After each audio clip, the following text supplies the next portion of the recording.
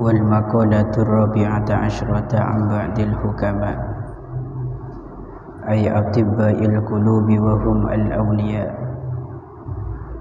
والمقالة utawi dawuh ar-rabi'ata asyrotah kang kaping 14 iku amba'dil hukama'i dan riwayataken saking sebagiane ahli hikmah.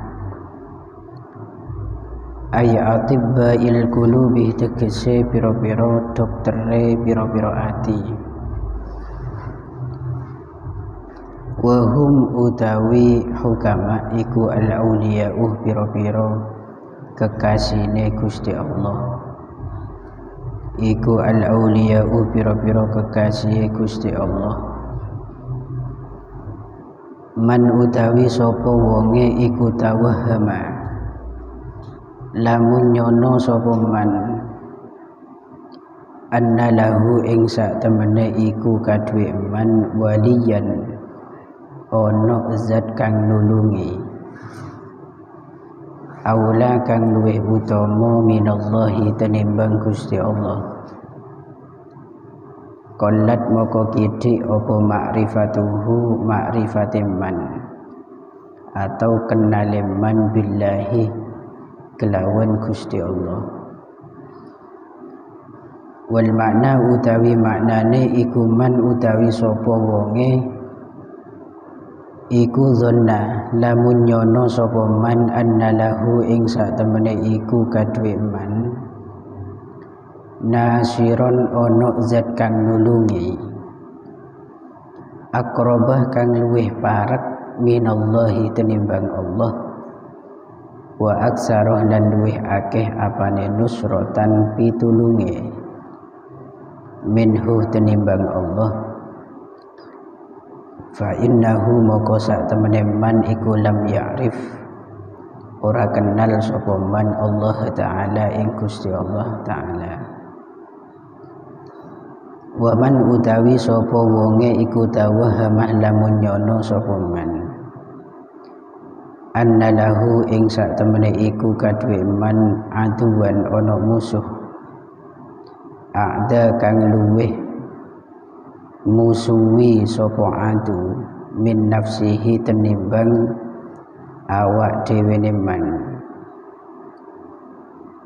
Qallat moko kidhi apa ma'rifatuhu kenaliman binafsihi kelawan awak dhewe man atau kelawan nafsu man. Aywaman tegese utawi sapa wonge iku zonnah lamun nyono sapa man anna lahu ing sak temene iku kadue man aduwan ana musuh aqwa kang luwih kuat min nafsihi tenimbang nafsune man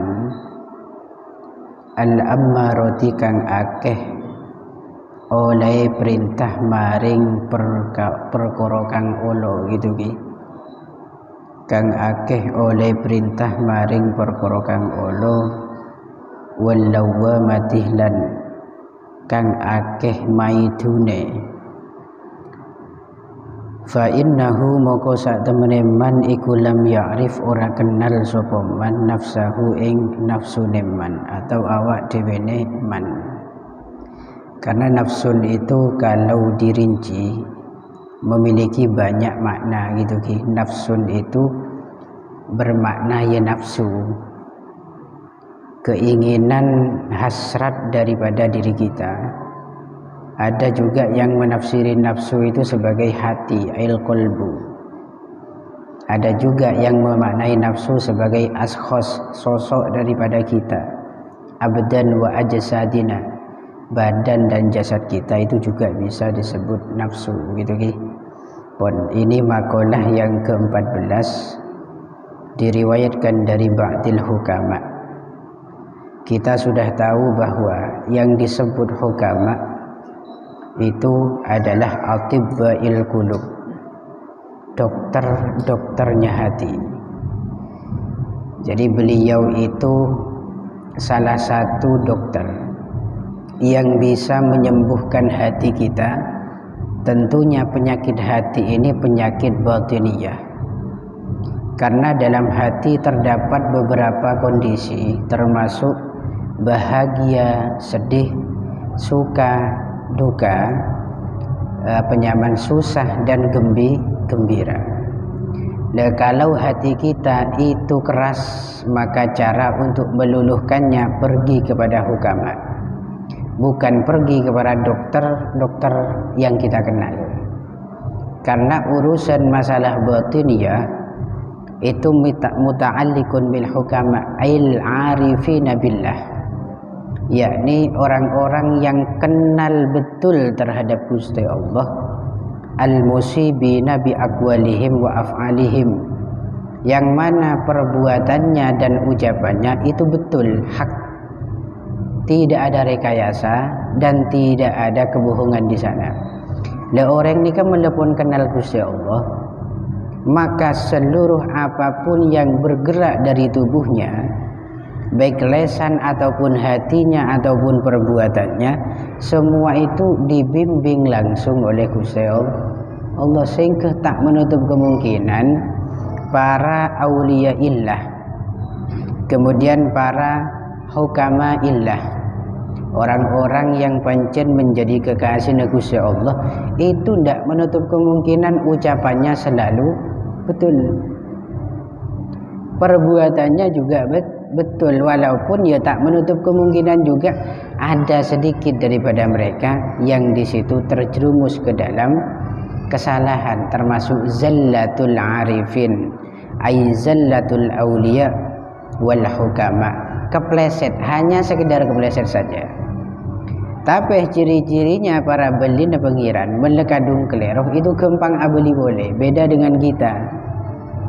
Man kula ban sampian melekadung tercampur kemaksiat itu ketagihan, iya kan?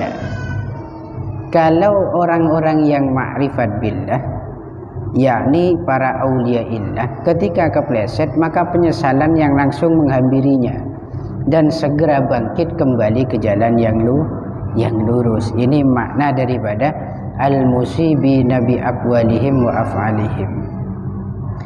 Debuna beliau, man tawahhama anna lahu waliyan aula minallah qallat ma'rifatuhu billah. Barang siapa yang mengira atau menduga bahwasanya dirinya memiliki zat yang bisa menolong, yang jauh lebih unggul dibandingkan Allah, maka orang tersebut betul-betul sudah sangat jelas sedikit makrifatnya kepada Allah. Orang ini kan menkik nyangka cek yen bedah saya bisa nolong selain Allah, selebih banyak nolongin, berarti orang ini tak kenal pengiran. Nah ini harus hati-hati kita. Kita kalau jarang mengakses ilmu, kalau jarang kumpul dengan para ulama isholihin, bisa-bisa tradisi cara pola pikir kita itu digerogoti oleh tradisi-tradisi yang buruk, sampai-sampai lupa akan Allah, lupa bahwa yang mengatur hidup kita, bahagia sedih kita, itu semuanya muta'alliqun bi qudratillah, ada hubungannya kelaban Allah. Itu kalau tidak demikian kita, maka kita khawatir selalu berpikir pendek dalam segala apapun. Mentangakan pasti kok susah, mentandi bese kok bakal tak pernah, bakal sompok odi, mentadi dia maka kok tak bisa. Itu pikiran yang pendek. Padahal kita semua selaku santri pondok oning bahwa la haula wala quwwata illa billah, tidak ada kekuatan apapun kecuali kekuatan dari Gusti Allah. Artinya tidak ada madarat dan manfaat yang bisa menghampiri kita kecuali jika semua itu abereng kelaban pituduh ben pertolongan Gusti Allah. Wa man tawahhama anna lahu aduwan a'da min nafsih. Barang siapa yang mengira bahwa dirinya memiliki musuh yang lebih kejam, musuh itu lebih parah dibandingkan nafsunya sendiri, maka dia berarti sangat sedikit kenal terhadap nafsunya. Kengain kana ketika sampean itu hidup di dunia punya masalah sama orang, maka yang masalah terbesar itu pada diri sampean, bukan pada orang yang lain. Kengain itu. Men sampean misalkan salang sengku sareng orang, acek cok ban orang atau karban orang, tak pada pendapatnya dengan seseorang, maka yang menjadi musuh terbesar sampean bukan orang itu, tapi cara kesadaran sampean dalam bertindak, cara berpikir sampean dalam menghadapi masalah itu yang bermasalah. Gitu okay? Makanya kita semua kenal dan kita tahu semua belina pengiran itu tak sedikit yang mengaku tak punya musuh di dunia. Wa min jumlatihim, termasuk Gus Dur itu. Gus Dur itu sampai mengatakan saya sama sekali tidak punya musuh. Hatta di Indonesia itu tidak punya musuh. Kenapa? Belina pengiran itu semakin dekat dengan Allah, semakin sadar akan kekurangan dirinya. Cek panggempang sampean nganggep orang lain itu jadi problem. Akan tetapi selalu berpikirlah sampean tentang kekurangan kita sendiri, tentang kekurangan dirimu sendiri. Apa yang kurang daripada kita itu segera diperbaiki. Sedang-kadang men kita, nafsu kita, hati kita itu rusak, maka perkara yang normal itu bisa jadi masalah. Kan beda kadang sampean mendapati beda orang gelis tanpa sebab, itu kan beda kan. Gara-gara sompek, hanya gara-gara sompek ajeling orang ini keterona apa kayak gini betul. Masalahnya apa? Wong dia cuma orang ndak ngapa-ngapain. Ketemuan benoreng trono kula medolo. Apa salahnya orang yang lewat misalkan? Itu yang masalah bukan orang lain tapi dirinya. Lah ini harus banyak introspeksi diri. Bebanyak sampean neliti aben tibi, bebanyak sampean nyadar diri siapa kita.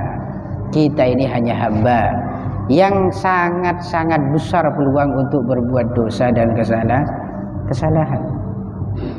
Oleh karena itu dalam tafsirannya di sini wa man dhanna anna lahu aduwan aqwa min nafsihi al-ammaratil lawwamah fa innahu lam ya'rif nafsah. Jadi barang siapa yang mengira bahwa dirinya memiliki musuh yang jauh lebih kuat dibandingkan nafsunya, yang selalu ngajak terhadap keburukan-keburukan. Nika kana salah satu ciri khas nafsuh nikah, selalu ngelicek kuleban sampean untuk melakukan perkara setamapan. Nafsu itu diidentik dengan al-ammarah. Dalam Quran juga ada an-nafsul ammaratu bis-su. Nafsu yang selalu mengajak, memerintah kita untuk melakukan perkara yang tidak dianggap baik menurut syariat. Al-lawwamah, dan juga nafsu yang selalu maitu, manglo. Jadi sampean men sering manglo orang, nyala aki orang, ngojain orang, itu berarti jelas sampean sudah dikuasai oleh nafsu. Pancen nyaman sarmen manglo ni kenyaman banyak. Makan jandeng orang pada umumnya itu bagaimana? Kelakuan sepaling nyaman nyoro bi manglo. Yang gini betul. Siapa tak bisa nyoro? Ayolah.